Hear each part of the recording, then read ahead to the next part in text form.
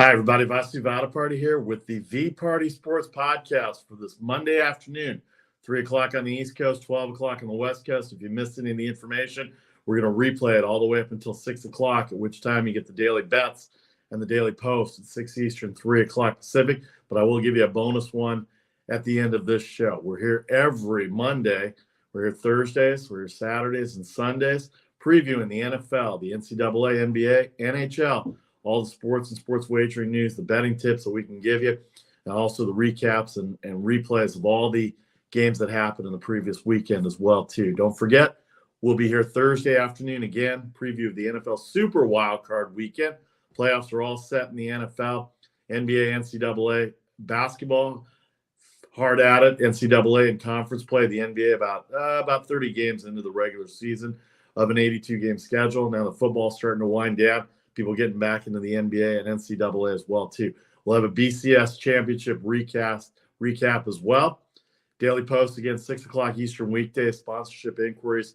Contact me directly on Facebook, YouTube, Instagram, or Twitter at VPartySports, or you can look me up, Vasu Vaddiparty, on Facebook and YouTube. Appreciate everybody, all the support you have. See the ticker going across to the bottom. Playoffs are all set in the NFL, NBA. Had a wild weekend. NCAA conference play the first Saturday after the new year. Always a big time for college basketball.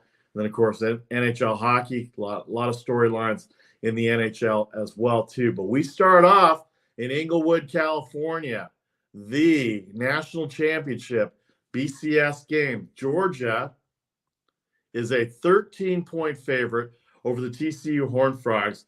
SoFi Stadium, Inglewood, California. Those of you NFL fans know it's where the Rams and the Chargers play. It'll be open tonight for a lot of Georgia fans, a lot of TCU Horned Frog fans. 14-0 Georgia Bulldogs, number one in the BCS rankings, a defense that only allows 12.8 points a game.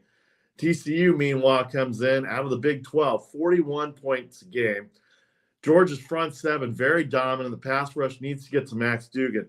Max Duggan throws the ball deep more times than any quarterback in the NCAA. So they're going to have to protect the quarterback. That front seven, the offensive line, is going to have to give Max Duggan protection in this game.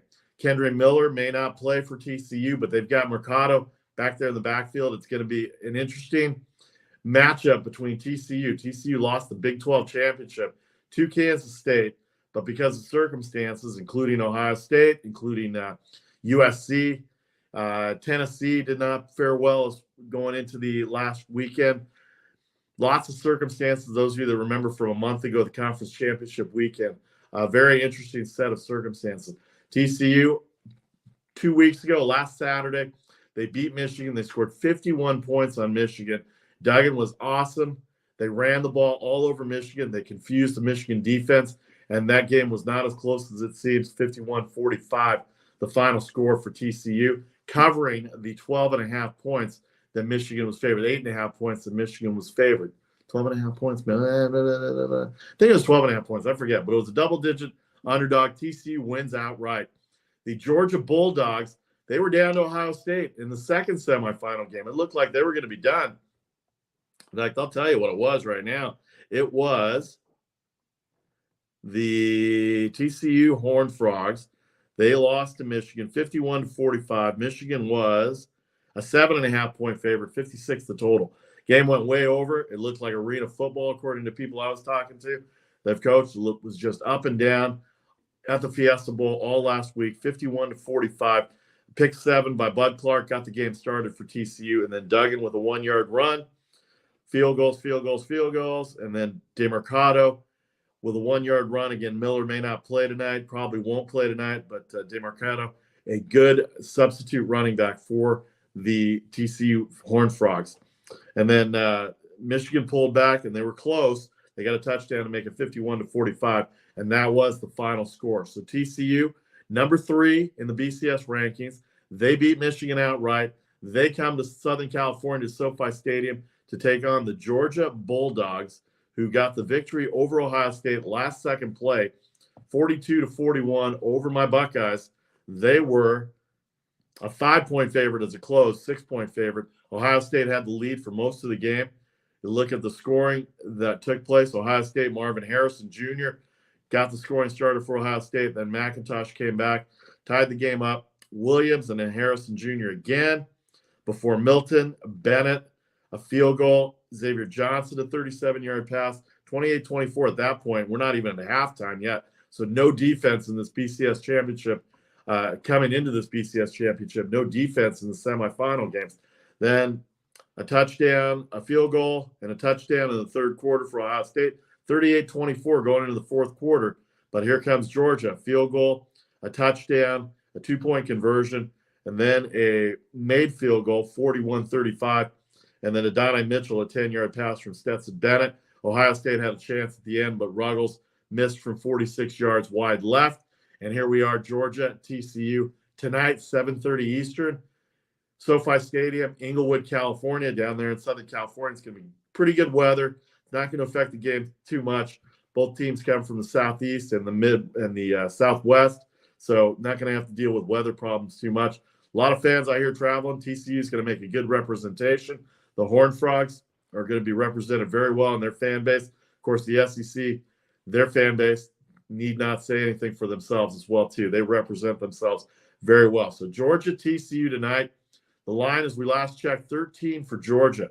13-point spread for Georgia. That's a lot. 2 touchdowns in a BCS championship. TCU with Max Duggan and quarterback going up against that front seven. The pass rush, as we said, will have to get to him. The offensive line needs to protect Duggan. DeMarcado, the rest of the running backs have got to get this thing going in order to keep that Georgia offense off. Stetson Bennett, the fourth, he's very underrated in terms of his quarterback play. He finished fourth in the Heisman Trophy balloting, but Kirby Smart has a lot of confidence. The teammates have a lot of confidence. When they had to come back against Georgia, couldn't just run the ball and rely on the defense, although the defense did play great in the fourth quarter. But you got to be able to throw the ball every once in a while, and Bennett did prove that. And so they come in mostly based on their defense, only allowing 12.8 points a game. Georgia coming in, but TCU 41.1, the Big 12, a lot of scoring. They average 41 points a game. They give up 25 a game. Georgia 39.4. They give up 12.8. But total yards, Georgia nearly 500 yards in total yards. TCU a little below that at 475, but passing pretty much equal, rushing pretty much equal. Actually, TCU averages a little bit more. And then yards allowed, that's where TCU differs with Georgia. 292 yards allowed for Georgia, outstanding in 14 games, barely over 200 yards a game. And then TCU allows 385 yards per game. Passing yards allowed, TCU averages 235 allowed, Georgia 215. But here's the difference again. Rush yards allowed, Georgia only allows 77 yards a game, whereas TCU allows 150 yards. So Georgia, they can run the ball as well, too. They've got Stetson Bennett back there. Against the spread, which is what most of you are looking for in this scenario, TCU 10-3-1 against the spread. They've had a lot of close games this year, a lot of games where they didn't think that people didn't think they were going to win, but they came back and won late in the fourth quarter with an experienced quarterback. Ask Max Duggan. You got to think that the confidence is pretty high, especially after the way they handled Michigan. I think a lot of people thought it was going to be Georgia-Michigan coming in based on the point spreads, based on Las Vegas. You thought it was going to be Georgia and Michigan coming in. But those are the immediate numbers. TCU's last 5. We told you Michigan, the K-State game in the Big 12 championship, they blew out Iowa State. They came back on Baylor, and then they beat up on Texas back in mid-November. Georgia, they get the comeback win against Ohio State. They beat up on LSU in the championship game, the SEC championship game, though they gave up 30 points in that game. Georgia Tech, they ran over. Kentucky had a pretty good defense. They didn't get very many points there, 16, but then they ran it up against Mississippi State, 45-19, their last 5 games. So SoFi Stadium, the site, 7:30 Eastern, ESPN. Apparently all the podcasts, all the mega casts that they're going to be, home broadcast, road broadcast, ESPN Plus. Anywhere you want to find the game, you'll be able to find it, both streaming and on TV on ESPN. Me, I'm a simple guy. It's going to be ESPN. It's going to be Chris Fowler. It's going to be Kirk Herbstreit. It's going to be Holly Rowe. It's going to be Chris Budden. everybody that's going to be there on regular TV, I'm there for it. But Georgia, 13-point favorite, 63.5 the total. You got to think the way the semifinals go, the over would be the play there. But you'll be surprised. Defenses may show up. It's not always the way it works out from the week before. Teams have had a week to prepare. Teams have had a month to prepare for these Final Four teams in order to be able to play. So with a month of preparation, I think you're going to see some of the best football you're going to see all year. Georgia, TCU tonight, 7:30 Eastern, 4:30 Pacific, out here on the West Coast in Inglewood, California, home of the Chargers and Rams. SoFi Stadium is where you're going to find it. I'll have a best bet for you on this game before we get off the air. All right, we come back in 30 seconds. A recap of the NFL. The playoffs are set for Super Wild Card Weekend. The Philadelphia Eagles and the Kansas City Chiefs have the number 1 seed. We'll give you the rest of the matchups. We'll recap an exciting Sunday and Saturday over the weekend in the NFL in 30 seconds. I'm Vasu Vaddiparty. This is the VPartySports podcast for this Monday afternoon. Hope your weekend was great. Hope your games went well. We'll have our best bet segment for you online on Instagram, Facebook, and YouTube, and I'll give you one before the show ends this afternoon. Back in 30 seconds with the VPartySports podcast.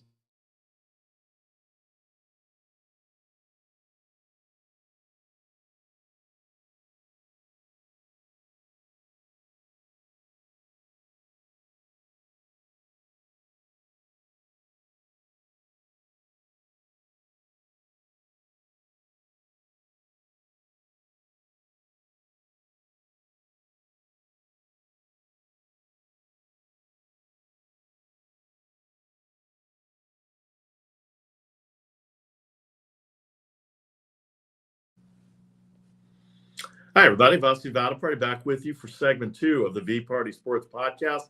And you can see us on Facebook, Instagram, and Twitter. Really appreciate all the comments, all the support we've been getting on all those outlets. Also catch us on YouTube as well. If you're interested in sponsorship inquiries, contact me directly. I help your sports bar, help your restaurant, however promotions you want to get in to the VPartySports podcast. Vasu Vaddiparty, your host here. The BCS championship game, we talked about it, TCU and Georgia. Georgia, the number 1 ranked team in the country. 39 points a game scored, 14 allowed. Meanwhile, TCU 41 a game, 25 allowed. Georgia nearly a 2-touchdown favorite at 13, 63.5 the total. That's gone up. Based on the semifinals last week, you would think that over might be able to hit. TCU needs to protect their quarterback with their offensive line. They got to run the ball. DeMarcado has got to be the main featured back there. And then Duggan cannot be afraid to take deep shots, even though that front 7 has been dominant versus Georgia. Stetson Bennett got to do what he's got to do all year. They're 14-0 for a reason. They run the ball well. They've got all caliber wide receivers, first-team All-Americans. But that front 7, that's going to be the difference. Who can control the line of scrimmage between the TCU offensive line and the Georgia defensive line? A lot of people think Georgia is going to be able to handle it. 13 points, the line. I was surprised that it went up that high. I thought it would have been like 8 or 9, but based on what last week's point spreads were. But it's 13, and the total 65. You see it going across the bottom of the screen on the ticker, as well as the NFL Super Wildcard Weekend lines, the NBA lines, and the NHL lines as well. All right, speaking of Super Wildcard Weekend, let's give you the lines that have come out for next weekend. We'll break down the weekend recap from Saturday and Sunday. Exciting games that happened. How lit was Buffalo? How lit was Lambeau Field in Green Bay last night? Unbelievable surroundings, unbelievable games that happened. And probably I'll give you the worst bad beat of the year as we move on through this recap of Saturday and Sunday's NFL weekend. All right, Super Wildcard Weekend. 49ers a 10-point favorite over Seattle. It'll be the 3rd time they played the Seahawks. 43 the total. The Chargers, who had Mike Williams injured, Joey Bosa injured, they didn't have any reason to play any of their starters. They were not going to move up or down. They should have done what the New York Giants did. But Brandon Staley played some of their guys. Hopefully it doesn't come back to haunt him. Mike Williams, one of the best receivers in the NFL. Joey Bosa, of course, we know, pass rushing specialist for the Chargers. But they're still a 1-point favorite at Jacksonville, who won on Saturday night against Tennessee. 47.5 the total. Jacksonville, the 4 seed. The AFC South champions, the Chargers, the 5 seed. By the way, San Francisco, the 2 seed. Seattle, the 7 seed. Seattle had to have help last night from Detroit. They got it. And so they're in the playoffs. No Lions, no Packers in that 7th seed. That Saturday and Saturday night, the Chargers, Jacksonville, San Francisco, Seattle, 4:30 Eastern, 1:30 on Fox.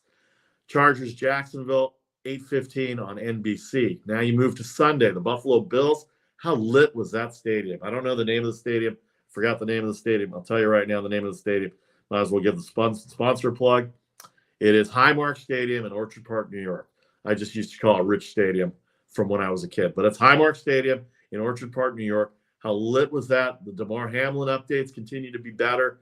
He's recovering nicely in the Cincinnati hospital. He's able to speak. He's able to communicate. We'll give you more details on that. Obviously, a huge lift for the Bills going into this weekend. It was still a big game. Kansas City winning on Saturday. They got the 1 seed. Buffalo needed to stay within the 2 seed. You can't imagine a better start than the kickoff return by Nyheim Hines, 96 yards to open the game. They're an 11-point favorite against the Miami Dolphins, who got an 11-6 victory over the Jets. Don't get me started on that 11 points. We'll get to that in a little bit, but 43.5 the total for the Buffalo Bills and Miami Dolphins. Again, the third time that they played each other. Buffalo and Miami split during the year. San Francisco beat Seattle twice, once at home, and then a few Thursdays ago in Seattle. Jacksonville lost. Jacksonville beat the Chargers about 4 weeks ago on a 2-point conversion at the gun to beat the Chargers by 1 point. Miami. Buffalo lost early in the year. That's the famous scene with Ken Dorsey, the offensive coordinator, making a mockery of the press box, throwing the computer around, the notebooks, everything around in that scene. And then Buffalo ended up beating Miami on a game-winning field goal a few Saturdays ago. Minnesota is a 3-point favorite over the New York Giants, 48.5. Giants didn't play their starters yesterday. They were locked into the 6th seed. Minnesota still had a chance at the 2 seed. They lose the tiebreaker to the 49ers, so they finished in the 3 seed. They'll get one home game. They played earlier this year. Vikings had a 11-point lead. Giants came back and scored, able to cover the 4.5 in a 3-point victory for the Vikings. Cincinnati and Baltimore, they played twice, including yesterday. Joe Mixon and the Cincinnati Bengals making a mockery of what the NFL's decision was for a coin flip. All they had to do was win. There'd be no coin flip involved. Cincinnati is the 3 seed, Baltimore the 6 seed. After the loss, the game will be in Cincinnati next week. 6.5-point favorite, 43.5 the total for the Cincinnati Bengals. And then Monday night, the rematch of opening night on NBC. The opening Sunday night game was Dallas hosting Tampa Bay. Tampa Bay was a 3-point favorite there on the road, and they dominated Dallas. That was the game Dak Prescott got hurt. Cooper Rush had to come in for 4 games until Prescott came back. Dallas, however, the odds makers think that the Dallas Cowboys going on the road at Tampa Bay, second time Tom Brady's been a home underdog in his career. They lost to the Bengals early in the year, midway through the year, about 4 weeks ago. Cowboys, even after that awful showing at Washington yesterday, they probably saw the Eagles score, but they still continued to play their starters. Dallas -3 at Tampa Bay, 45.5. So there you have the wild card weekend all set up. Super wild card weekend starts next Saturday, 2 games Saturday, 3 games Sunday, 1 game Monday night. So let's get to the NFL. How lit was Buffalo, as we said? DeMar Hamlin getting better. He's tweeting out from his hospital bed. You got to think there's a higher power above. When you open the game with a 96-yard kickoff return to light that crowd as if that crowd wasn't on fire already, to light that crowd up, 7-0, 14 seconds into the game. Buffalo gets a 35-23 win over New England. New England had a 17-14 lead at one point.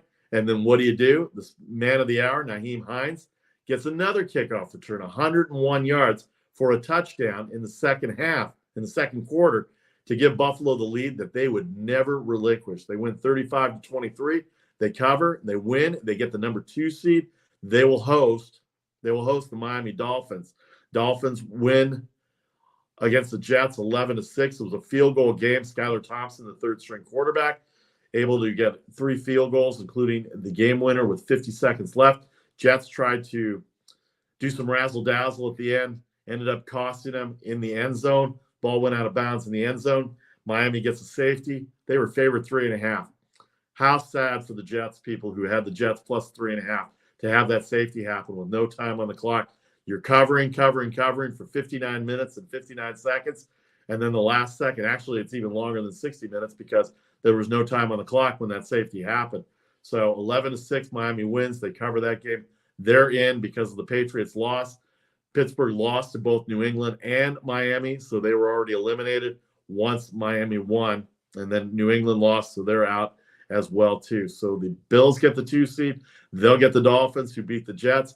Kansas City gets the 1 seed. They beat the Raiders on Saturday, 31-13. Patrick Mahomes is on fire. They went to Jerick McKinnon, another touchdown in the regular season to close. They'll have the bye week next week. They'll wait for the winner of the Chargers and the Bengals. The Chargers, the Bengals, any of the other seeds, they'll get the lower seed. I should tell you that the NFL reseeds after each round, so it's going to be a matter of who wins next weekend, whether it's a lower seed or a higher seed that will get there. But right now, Kansas City Chiefs are the 1 seed. Jacksonville, they held off Tennessee 20-16, did not cover the 6.5. I gave you Tennessee at plus 6.5. But how about the Tennessee Titans? A lot of people I know in Tennessee, very disappointed. 7-3 to start the year. The AFC South was wrapped up. Jacksonville was 1-6. Indianapolis and Houston, they were both out of it by the time they got to week 9. Jacksonville wins 5 in a row. They thumped Tennessee 4 weeks ago. They beat Tennessee again last weekend, win the AFC South, and get the number 4 seed. So they'll have a better record. They'll have a worse record than the Chargers. They'll have a worse record than the Ravens as well, and they're right there with the Miami Dolphins at 9-8. But they win the South. They're the 4 seed. A fumble recovery for a touchdown, down 16-13 in the fourth quarter. Josh Allen, a 37-yard fumble return. Not that Josh Allen. He plays for Buffalo. Not that other Josh Allen who plays for the Washington Commanders. This Josh Allen, 37-yard fumble return. Riley Patterson with the extra point, 20-16. Titans lose 7 in a row. And I'm not sure what's going to happen. Today's Black Monday. We'll get to the coaching firings in a second. But, boy, Black Monday might come down hard on Mike Vrabel and the Tennessee Titans. You have a 7-3 record. You lose 7 in a row. You don't even make the playoffs. And you let Jacksonville start off at 2-6, come in there at 9-8, 7-2 to close out the season for Jacksonville. They win the AFC South. They'll get a home game against the Chargers next Saturday night. Cincinnati, we told you they beat the Ravens. They beat the Baltimore Ravens. They split the season series. Cincinnati has a better division tiebreaker, so therefore you don't have to worry about a coin flip because, as you know, Cincinnati-Buffalo, the game was canceled from last Monday night. So the first time since 1935 that not every team has played a full schedule in the NFL. Cincinnati and Buffalo with 16 games. They went with winning percentage in this scenario. But with the fact that Cincinnati beating Baltimore, they don't have to have a coin flip. Miami, we told you about their win over the Jets. They get the 7th seed over Pittsburgh. Philadelphia in the NFC gets the 1 seed. They beat up on the Giants yesterday. They did not cover. 16.5 points, I'm telling you, even though the Giants didn't play anybody. Eagles with a 22-16 win over the Giants. They lock up the number 1 seed. They'll have the bye week along with Kansas City next weekend. Moving on in the NFL, San Francisco dominated Arizona. They had all the tiebreakers over Minnesota, Dallas, and Philadelphia. If Philadelphia had lost, the 49ers could have gotten the 1 seed and the bye week, but they're going to get the 2 seed. They've got Seattle. They beat up on Seattle in week 2, and then they beat them in Seattle about 4 weeks ago on Thursday Night Football. Closer game on Thursday Night Football, but they get the 2 seed. They'll host Seattle. That'll be the first game on Saturday. Vikings, they beat up on the Bears. The Bears with the number 1 pick now, thanks to the Houston Texans and the Bears' former coach, Lovie Smith, trying to win the game. Houston Texans will get the number 2 seed, but my Bears, they're going to get the number 1 seed. They're on the clock. It's only January 9th, but they're going to be the first ones in April to be on the draft board. So they're on the clock. Get an offensive lineman, get a cornerback, get somebody that's going to do very well. Justin Fields is all set at quarterback. Get him some protection on the offensive line. Anyway, the Vikings beat the Bears 29-13, covered the 6-point spread. Once Justin Fields went out, the line went up to 8, dropped down to 6. Vikings, no problem there over the Bears. Dallas looked awful. I mean, just awful. This team, how are you doing, Dallas fans? Are you confident this team's going to look good against Washington? Sam Howell, rookie quarterback out of North Carolina, made his debut and really just tore up the Cowboys defense, 26-6.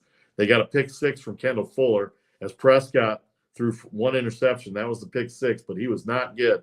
14 of 37, 128 yards, a lot of incomplete passes. They couldn't get the running game going. In fact, Pollard led the team with 19 yards rushing. Patterson had 78 for Washington. Howell, 169 yards, one touchdown, one interception, and McLaurin caught the touchdown, 74 yards on 3 catches for Washington. They finished 8-1. They were in the playoff hunt. Props to Ron Rivera. They're going to have to figure out what they're going to do quarterback situation. They still have Taylor Heineke, but now they've got Sam Howell there as well, too. I don't think Carson Wentz is the answer. So Washington beats Dallas. Dallas stays in the 5 seed. They're going to play Tampa Bay in Tampa Bay next Monday night. Seattle wins in overtime. They nearly lost that game. It would have gotten the Lions in the playoffs based on what happened Sunday night in Green Bay. But Seattle gets an overtime win on a kick from Jason Myers after he hit the upright with no time left in regulation. They win 19-16. They needed the Lions to win. How about that? The Detroit Lions, the Fighting Dan Campbells, they go into Green Bay. Nobody gave them a shot. 45 minutes before the game started, they found out they were eliminated. Jamal Williams, Jared Goff, they looked outstanding. They started off bad too. They've won 5 of their last 7 going into last night. Now let's make sure I want to be right about that. They beat the Bears. They lost to the Lions. That was a tough one. They could be in the playoffs if they'd beaten the Panthers on the road that day, but Carolina was hot. They beat the Jets on the road. They beat the Vikings. They beat the Jaguars. And then Thanksgiving was the last time they lost before the Panthers game against the Buffalo Bills. And even then, they played well against Buffalo that weekend as well, too. So 1, 2, 3, 4, 5-1 in their last 6 after their 2017 win over Green Bay last night. 20-16 win, over Green Bay last night. They pressured Aaron Rodgers big time. Green Bay could not get a touchdown in 8 red zone opportunities against the Lions this year. They lost 15-9 early in the year at Detroit. Aaron Rodgers kind of pashot it, didn't give Detroit any respect. Don't you think NFL teams remember that when an NFL quarterback goes after NFL-type players and says that we lost to, quote-unquote, that team? Don't think that Dan Campbell and the Lions didn't hear that. Props to them for showing up, making a good effort out of it, not giving up, going for an above 500 record. They are a team that's going to be on the rise in the NFC North next year. It's going to be tough. We'll see what happens with Green Bay. Now Aaron Rodgers, another year of speculation on his retirement, another year of speculation on what Green Bay is going to do.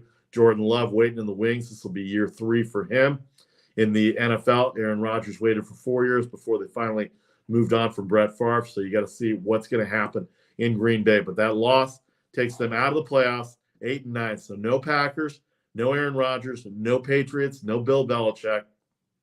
And very interesting scenarios as we have the NFL playoffs going on right now.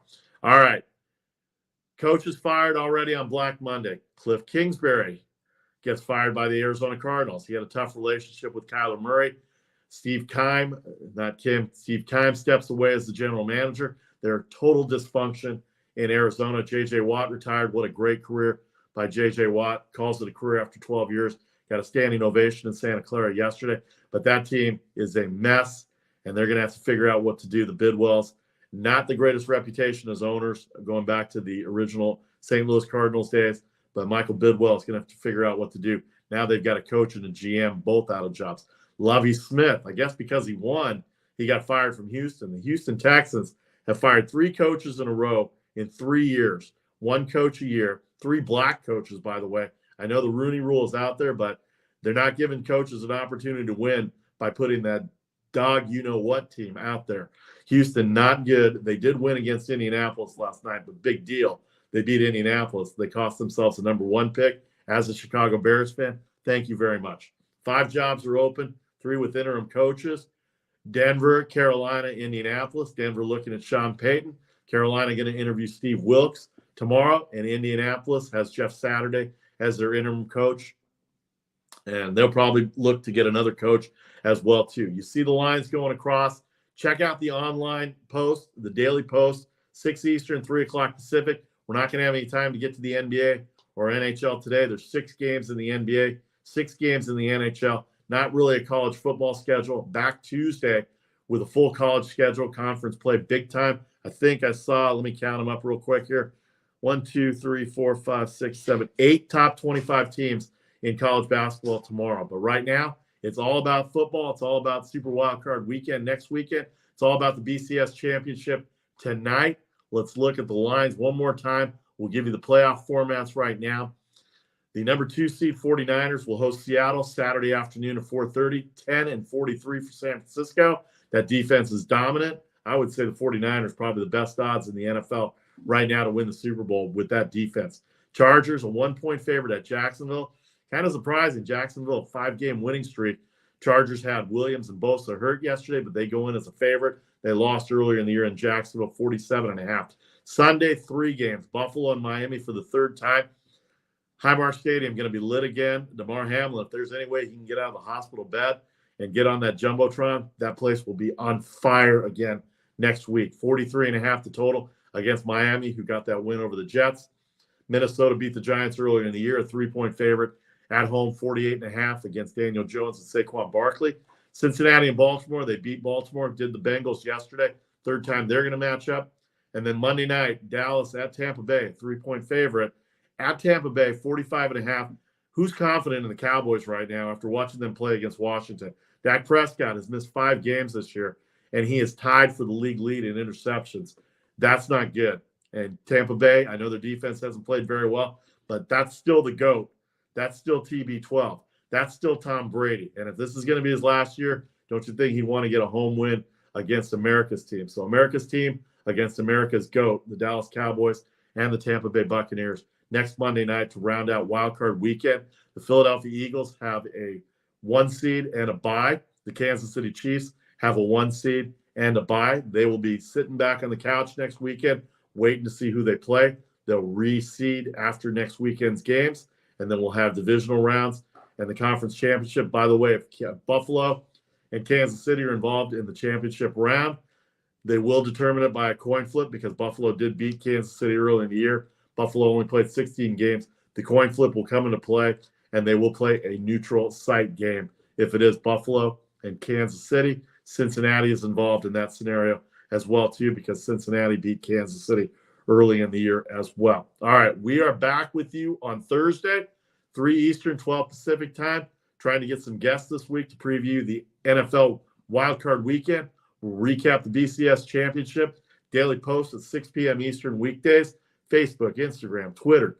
If you're interested in sponsorships, contact me anytime, anywhere. I'm interested in helping your restaurant, your sports bar out, whatever we can do to help you get promotion and business in there. All right, for last week, lots of games here, but week 1, year to date, since January 1st, I told you the tracking system was going to keep track of all the best bet selections. 58 and 48, about a 55% clip. Not great. The NFL 10-7, NBA 22-8, where I'm doing really well at. NCAA football 0-2. Those were the 2 bowl games. Tonight is the last NCAA football game, the BCS Championship. College basketball had that 1-6 day in 1 week, but other than that, you take that out, that's a 19 and 20. 19 and 21, 19 and 20. Yeah, that's right. So 1 game under if it wasn't for the 1-6 day last week. And then the NHL 6-5 all year to date since January 1st. All right, best bets, again, 6 o'clock Eastern. The 6 o'clock Eastern, the Daily Post will come up on Facebook, Twitter, and YouTube. But I like TCU. 13 points tonight. That's a lot. I like Max Duggan. Senior leadership. Offensive line has got to protect the front 7 for Georgia. They've got to be able to run the ball with Mercado. Georgia's got to be able to get to Max Duggan on the pass rush. They've only allowed 14 points per game. But I got to think the TCU and Sonny Dykes, the way they handle Michigan, he'll come up with a game plan against Georgia. This is not going to be an easy test for Georgia. You saw it last week with Ohio State.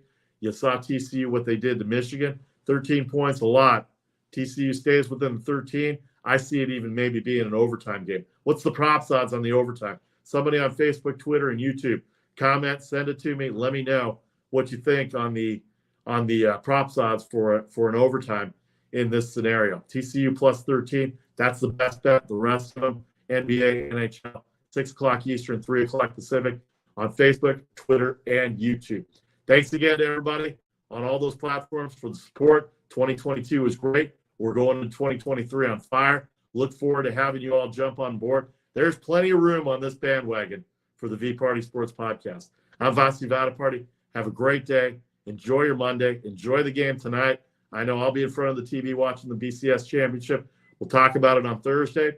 Stay tuned on the Daily Post every day, weekdays, 6 p.m. Eastern, 3 p.m. Pacific on Facebook, Twitter, and YouTube. And I look forward to your comments. I look forward to your support. We'll see you Thursday, 3 Eastern, 12 Pacific. I'm Vasu Vaddiparty. That's the V-Party Sports Podcast for today.